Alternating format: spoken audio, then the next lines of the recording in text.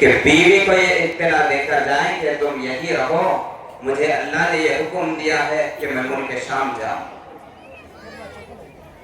بلکہ فوراً نکلے۔ جاتے ہوئے دیکھ کر بیوی ہاجرہ نے ابراہیم سے، اپنے شوہر سے بولے کہ آپ اس میدان میں چھوڑ کر کہاں جا رہے ہیں؟ ابراہیم کوئی جواب نہیں دیے۔ دو مرتبہ اسی طرح سوال کیے، ابراہیم علیہ السلام کوئی جواب نہیں دیے۔ تو وہ بیوی بھی ہاجرہ بیوی تھے، خلیل اللہ کی بیوی تھے، وہ سمجھ گئے کہ ہو سکتا ہے کہ اللہ کا حکم ہوگا۔ سوال کیے کہ اللہ نے آپ کو یہ حکم دیا ہے؟ ابراہیم علیہ السلام تب جواب دیے کہ ہاں۔ تو ہاجرہ بولے اب تو شوق سے جائیے، جس ذات نے آپ کو یہ حکم دیا ہے کہ ہم کو یہاں چھوڑ کر جائیں، وہ ہمیں ضائع نہیں کرے گا۔ ابراہیم علیہ السلام وہاں سے نکلے اور امن کے لیے دعا مانگے، رزق کے لیے دعا مانگے، اور صرف اس کی بندگی کرنے کے لیے دعا مانگے، غیر اللہ کی عبادت کرنے سے بچنے کے لیے دعا مانگے۔ پھر ابراہیم علیہ السلام کا جانا آنا رہا۔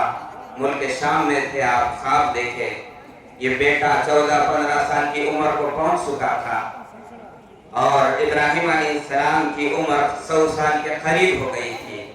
86 سال کی عمر میں یہ لڑکا پیدا ہوا تھا۔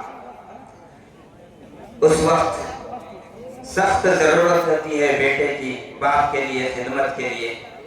اس وقت خواب میں دیکھے کہ اپنے بیٹے کو ذبح کر رہا ہے، اللہ کا حکم سمجھے اور بیٹے کے پاس آئے، بیٹے سے بولے میں خواب میں دیکھا ہوں کہ تمہیں ذبح کر رہا ہوں، بتائے تمہاری رائے کیا ہے؟ ان کی رائے اس لیے نہیں پوچھے، اگر ان کی رائے نہیں ہوگی تو ذبح نہیں کریں گے، بلکہ بیٹے کو آزمانے کے لیے سوال کیے۔ وہ بیٹا بھی ابراہیم خلیل اللہ کا بیٹا تھا، وہ بیٹا جن کی نسل میں آگے چل کر ہم سب کے آقا محمد رسول اللہ صلی اللہ علیہ وسلم اس دنیا میں تشریف لانے والے تھے۔ پلٹ کر باپ سے سوال نہیں کیا میرا کیا جرم ہے، بلکہ ایک ہی جواب تھا، ابا جان آپ کے پاس اللہ کا جو حکم آیا ہے کر گزریے، جہاں تک میرا معاملہ ہے انشاءاللہ آپ مجھے صبر کرنے والوں میں سے پائیے۔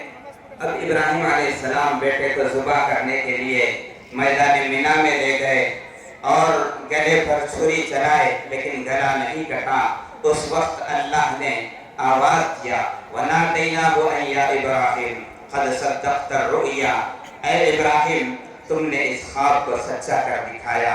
ابراہیم علیہ السلام اوپر منڈی اٹھا کر دیکھے تو جبرائیل علیہ السلام جنت سے ایک مینڈا لائے ہوئے ہیں، اور ابراہیم علیہ السلام سے بولے کہ اس مینڈے کی جو ہے قربانی کریں۔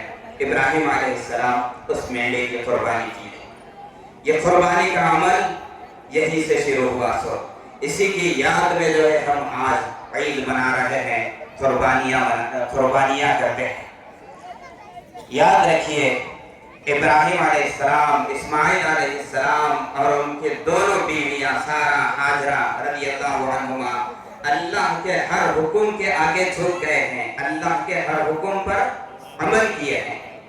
ایسے ہی جو ہے ہم کو بھی اللہ کے ہر حکم پر عمل کرنا چاہیے۔ جو اب تک باتیں آپ کے سامنے آئی ہے اس سے ہمیں یہی سبق ملتا ہے۔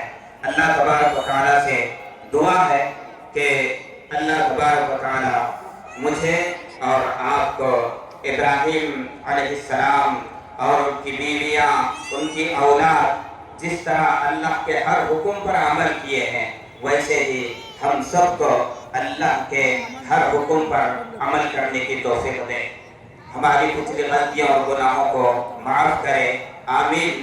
وآخر دعوانا ان الحمدللہ رب العالمین۔